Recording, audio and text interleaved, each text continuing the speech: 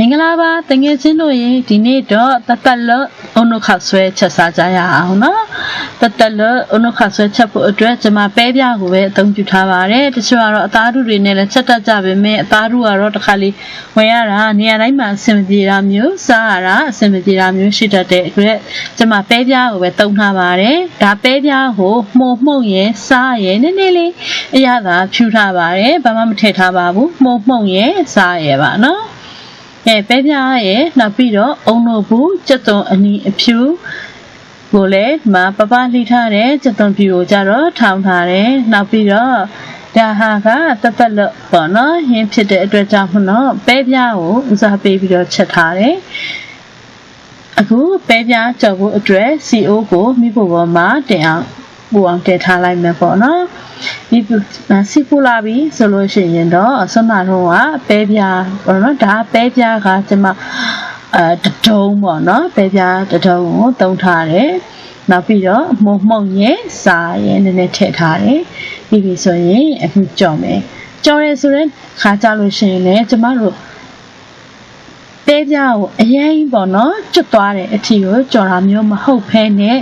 ပဲပြားရဲ့အစိမ့်နဲ့ပေါ့နော်ပြရအောင်တော့ပဲကိုကြော်မယ်ပျော့လေးပဲပေါ့နော်ဒီလိုပျော့လေးကြော်ရဲဆိုလို့ရှိရင်ပဲပြားရဲ့စိတ်နဲ့အရာကားရဲ့သူ့ရဲ့ဤရဲ့အရာကားလေးရဲ့လုံးဝပျောက်မသွားဘူးကျွတ်သွားပြီဆိုလို့ရှိရင်တော့ဒါတွေကပျောက်သွားမယ်အဓိကကပဲပြားရဲ့စိတ်နဲ့ကိုမထွက်စေခြင်းလို့အတွက်ကြောင့်မလို့ရဲ့နောက်ပြီးတော့ဒီဟင်းပူထဲမှာကြေမွမသွားရအောင်ဆိုတော့ဒီလိုမျိုးအပေါ်ရဲ့တင်းနေဆိုရုံလေးပဲကြော်နေဆိုရင်ပဲပြားဤရဲ့အရာကားလေးမပျောက်တော့ဘူးเนาะ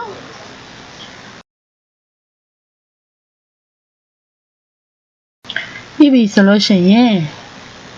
ဒီမှာစီကအရင်များနေတဲ့အတွက်ကြောင့်မလို့စီဆက်လိုက်မယ်ကဲအခုစီကကြတော့ကျွန်မငကိုထည့်ထားတာရဲ့သုံးပုံနှစ်ပုံလောက်ကိုဖယ်လိုက်ပြီးတော့တစ်ပုံပဲထားလိုက်မယ်အခုစီတက်ကြရအောင်နော်စီတက်ဖို့အတွက်ကဒီမှာပဲဒီစီဘိုးကကြတော့ပူနေပြီးသားဖြစ်တဲ့အတွက်ကြောင့်မလို့ပြန်ပြီးတော့စီကိုပူအောင်စောင့်ကြမလို့ပဲနဲ့ကိုအခုပဲကိုကျွတ်တော့အဖြူကိုစပြီးတော့စီတက်လိုက်ကြရအောင်ဒါကျွတ်တော့ဖြူကိုနည်းနည်းထောင်းနေလည်းရပါတယ်ဒါကျမကတော့နည်းနည်းထုပြီးတော့ရေးလေးရှိလိုက်တယ်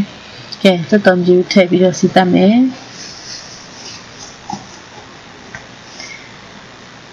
ပြီးပြီဆိုလို့ရှိရင်တော့ဒါကျက်တော့အနီကိုလည်းဒီလိုပါပဲကျွန်မရိပ်လှီထားတယ်ကျက်တော့အနီရိပ်လှီထားတာကိုထည့်ပြီးတော့စီတက်မယ်စီတက်တဲ့အချိန်ကြာရင်လည်းကျွန်မတို့စိတ်ရှည်လေးနဲ့မှွေပေးနေရအောင်เนาะ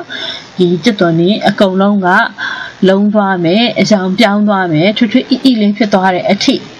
ကျမတို့စီဗီကိုတက်ပေးမယ်အဓိကကတော့စီတက်တဲ့အချိန်မှာစိတ်ရှည်ဖို့လိုအပ်တယ်ဒါမှအနှစ်ကောင်းကောင်းလှလှလေးကိုရပြီးတော့အရသာလည်းပေါင်းစီရဖြစ်နေမယ်နော်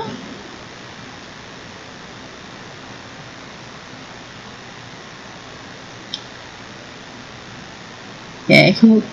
ဒီမှာတက်တော်အနီလေးကိုစီတက်တာကတဖြည်းဖြည်းနဲ့သူကပပွက်ဆူလာပြီးတော့အခုလိုမျိုးပေါ့နော်ကျွတ်လေးဖြစ်သွားပြီအရောင်လည်းပြောင်းသွားပြီဆိုလို့ရှိရင်တော့စနေမှုတ်ကိုထည့်လို့ရပါပြီစနေမှုတ်ထည့်မယ်ပြီးလို့ရှိရင်မှွေပေးမယ်အရောင်လေးတက်လာပြီဒီကျက်စုံနီးရဲ့စီတက်ထားတဲ့အရောင်ကလည်းလှလာပြီ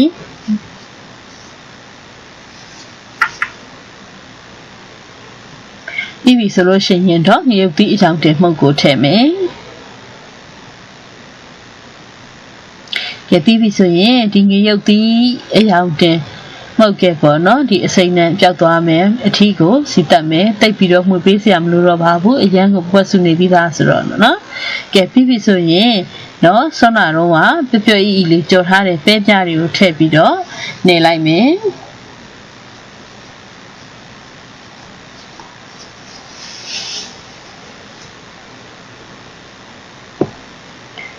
ကဲအခုဒီမှာပဲပြားတွေကိုကြတော့အပေါ်အောက်ကိုဒီလိုလေးလှမ်းပေးလိုက်တယ်ဆိုရင်ပဲကိုရပါပြီ။ဘာလို့ဆိုတော့ကျက်သွန်နီကစီကောင်းကောင်းနာနာလေးတတ်ထားတဲ့အတွက်ကြောင့်မလို့ပါနော်။ပြီးရင်အုံတို့ကိုလည်းကျွန်မဘူးအုံတို့ကိုတုံးထားပါတယ်။ဒီကောင်ကလည်းကျွန်မတပူးပဲထည့်ပါတယ်နော်။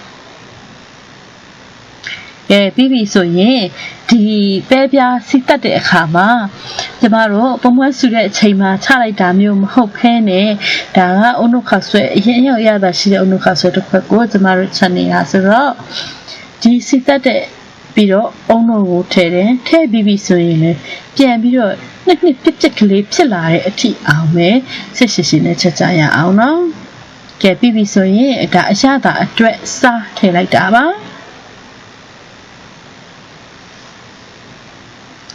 ဒီဒါတော့တကြားအုံးလုံးနဲ့တကြားကတော့အရန်ကိုလိုက်ဖက်တဲ့အတွဲပဲเนาะဆိုတော့တကြားလူဦးစားပေးပြီးထည့်မယ်ဆိုတော့ကျမငပြရေးပါကြီးလည်းမသုံးဘူးเนาะတက်လို့ဆိုတော့တကြားရဲ့မှုတ်ရင်เนาะပြီးပြီဆိုလို့ရှိရင်เนาะအရသာအတွက်မှုတ်ကိုလည်းထည့်မယ်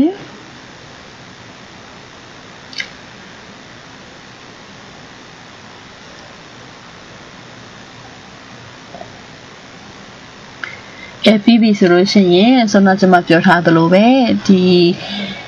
ပဲပြားနဲ့အုံလုံးနဲ့နှစ်ပြက်ကလေးဖြစ်လာတဲ့အထီကိုကျွန်မတို့ချက်ပေးနေမယ်အုံလုံးကိုလည်းထည့်ထားတဲ့အတွက်ကြောင့်မလို့နည်းနည်းလေးတော့မှုမွေပေးနေဖို့လိုတယ်เนาะဒါဆိုရင်ငွေလည်းမဝေတော့ဘူးအောက်ခြေလည်းမကက်အောင်လို့ပါ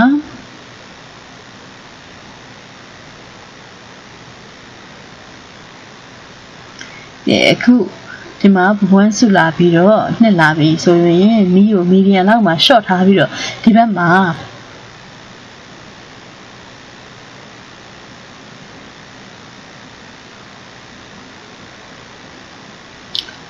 ကဲပဲမှုတ်ကကြတော့ကျမပဲအစိမ့်မှုတ်เนาะဒါပဲအစိမ့်မှုတ်ကိုသုံးတယ်ဝဲပဲအစိမ့်မှုတ်ကိုပဲသုံးထားတယ်ဒါဘူးထဲမှာတစ်ခါတည်းထည့်ထားပြီးသားဖြစ်နေလို့ပဲအစိမ့်မှုတ်ကကြတော့ကျမဒီဥစ္စာက half cup ပေါ့နော်ဥစ္စာခွက်တော့ဝက်ပေါ့နော်ကိုဥစ္စာသူဒီ cup နဲ့လာတဲ့ဒီချင်းခွက်ကိုကျွန်မသုံးထားတယ်အဲ့ဒီမှာ half cup ကိုထည့်တယ်ပြီးပြီဆိုလို့ရှိရင်ရေထည့်မယ်ရေထည့်ပြီးတော့ဒီပဲအစိမ့်မှုတ်တွေကိုခြေသွားအောင်အထီကိုကျွန်မတို့လက်လေးနဲ့မှွေပြီးတော့ခြေပေးမယ်ဒီလိုမျိုးလက်နဲ့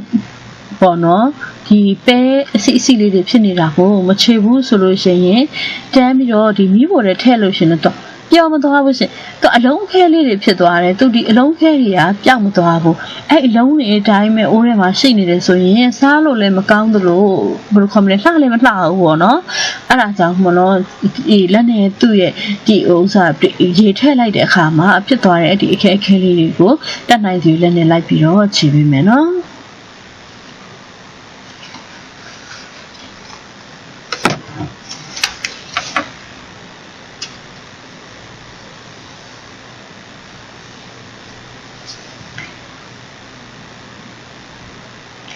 ကိုဒီလိုမျိုးခြေလိုက်ပြီးပြီဆိုလို့ရှိရင်တော့ဒီမှာအကောင်လုံးခြေဖို့ကတော့မလွယ်ဘူးပေါ့နော်အမှသူဒီအခဲလေးတွေကြံနေအောင်မယ်ဆိုလို့ရှိရင်ဒါကိုကျမတို့စကားနဲ့အဆက်ယူမယ်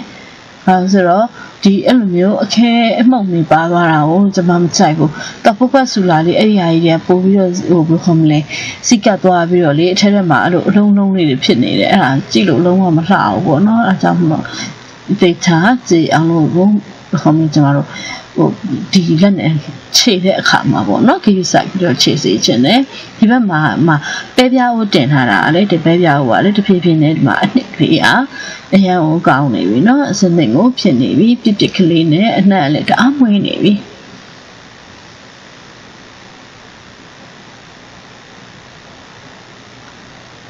ပြီးပြီ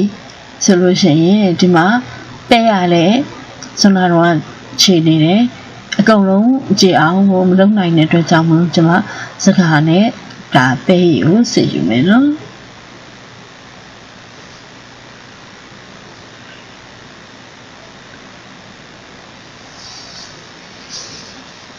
ခုလိုမျိုးစကားနဲ့လောင်းထည့်လိုက်တယ်ဆိုလို့ရှိရင်လက်နဲ့လောင်းမှလိုက်ပြီးတော့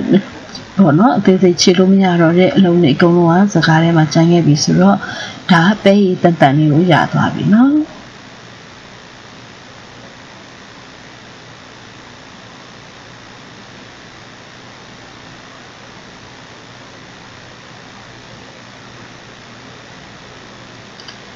အခုဒီမှာနော်ဒီမှာအခုကျွန်တော်ပြောသလိုပဲပဲပြားနဲ့အုံလုံးနဲ့ချက်ထားတာအောင်ပေါ့နော်嘛七年呢冇呗，啲嘛都話呢個別別佢哋你講講嘅ဖြစ်နေပြီ。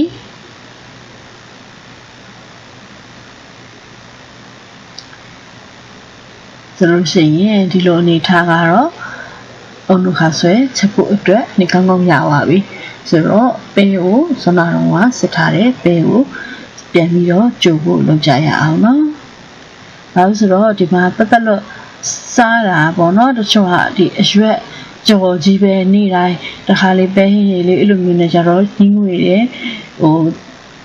ဘယ်လိုခေါ်မလဲဒီလိုအတုပ်တို့အုံနုခါဆွဲတို့စားကြကြမယ်ပေါ့နော်ဒါကြောင့်မလို့ဒီလိုမျိုးလေးတက်လို့စားတဲ့လူတွေကိုချက်ကျွေးမယ်ဆိုရင်အရင်အရသာကိုရှိပြီးတော့သူတို့လည်းဒီလိုခမနဲ့အပြောင်းလဲလေးပေါ့နော်ဖြစ်တာလေကဲအခုပဲ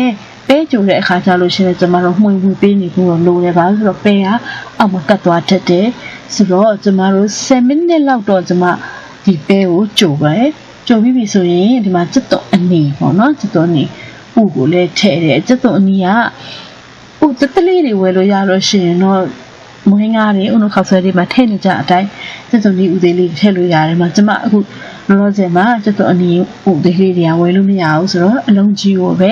ရှစ်စိတ်ပြီးတော့ဒီမှာဖက်ကလေးတွေဖြစ်နေတယ်ပေါ့နော်အဲ့ဒါကိုပဲထည့်လိုက်တယ်တကယ်တမ်းတော့ဥလေးတွေရတယ်ဆိုလို့ရှိရင်တော့ပို့ပြီးတော့လှတာပေါ့နော်ဒီကတော့ရှင်းထားနေတယ်ပဲလှအောင်လုပ်လိုက်တယ်အခုဒါကပဲရဲ့ပဲကိုကြိုတယ်ပဲကြိုနေပြီးတော့7 မိနစ်လောက်ဖြစ်သွားတဲ့အချိန်မှာဒါမှစစ်တော့အနီးဥကိုထည့်လိုက်တယ်ထည့်ပြီးတော့လည်းဒီမှာနောက်ထပ်5 မိနစ်လောက်တော့ဆက်ပြီးတော့မွေးပေးနေရမယ်။ဘာဖြစ်လို့လဲဆိုတော့သူ့ရဲ့ပဲစိမ့်နဲ့ကတော့ကောင်းမပြောက်ချင်သေးဘူးเนาะဆိုတော့ပဲစိမ့်နဲ့ပြောက်ပြီးဆိုရင်ဒီမှာအခုပဲပြ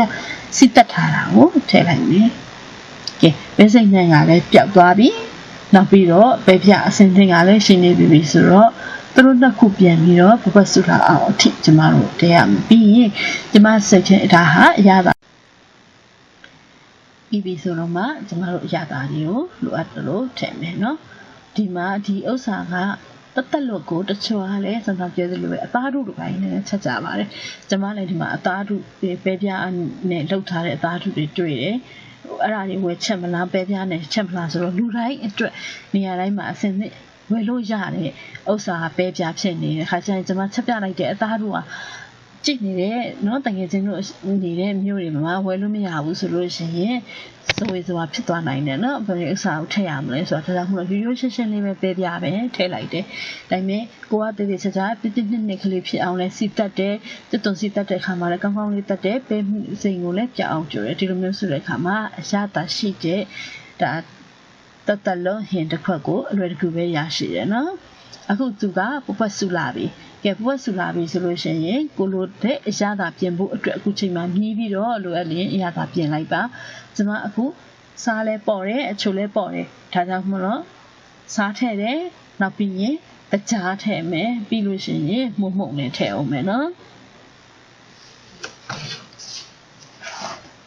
အခုကျမချက်တဲ့ပုံစံကအုံနုခါဆွဲခပ်ပြပုံစံလေးပါနည်းနည်းလေးကျဲတာတချို့ကကြိုက်တယ်ဆိုလို့ရှိရင်ရေလေးနည်းနည်းထပ်ရောလိုက်ပေါ့နော်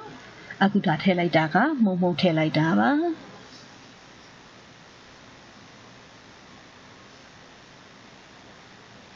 ကောင်းကောင်းပြင်ပြီးတော့ပပတ်ဆူလာပြီးတော့အရာသားတွေနဲ့စံတီရေနဲ့ပေါ့နော်ရောထွေးပြီးတသားလေးဖြစ်သွားတဲ့အထီကိုခဏလေးပပတ်ဆူအောင်ထပ်ဆောင်လိုက်မယ်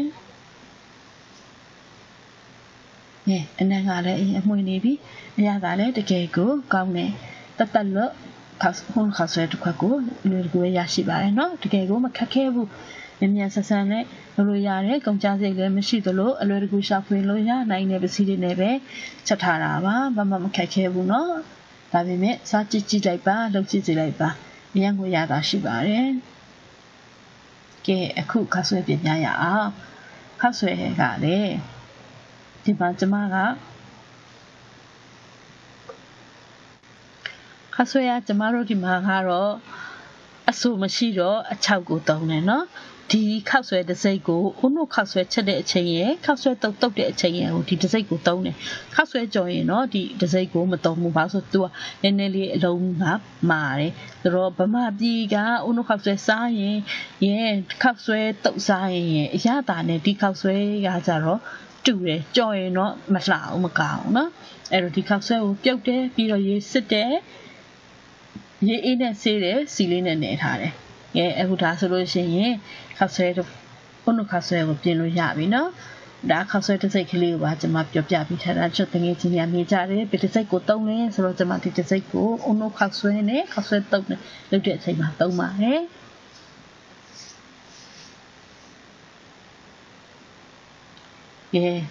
ပဲကြော်လေးထည့်မယ်ကျတော့အနီးငရုတ်သီးမှုတ်ရှောက်သီးဒါကတော့တမယိုသီးပေါ့နော်